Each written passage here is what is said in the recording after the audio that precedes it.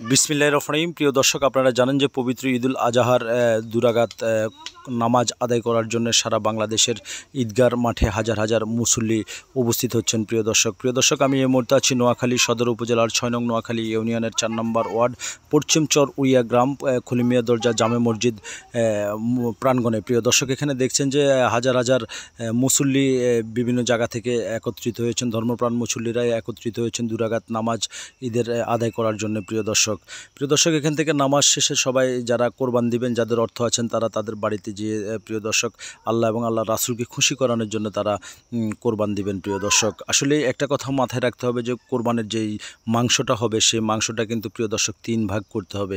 একটি ভাগ মিসকিনের, একটি ভাগ আপনার আত্মীয় স্বজনের, এক ভাগ আপনার। কোনো প্রকারেই যেন মিসকিন যেন এই কোরবানের এই সিন্নির মাংস থেকে যেন বাদ না পড়ে। প্রিয় দর্শক, ওই ব্যাপারে আপনারা খেয়াল রাখতে হবে। কারণ আপনার আল্লাহ আপনাকে অর্থ দিয়েছেন, আপনি কোরবান দিচ্ছেন, কিন্তু আপনার বাড়ির পাশে একজনই দিতে পারে নাই। প্রিয় দর্শক, এই বিষয়টা আপনার মাথায় রাখবেন।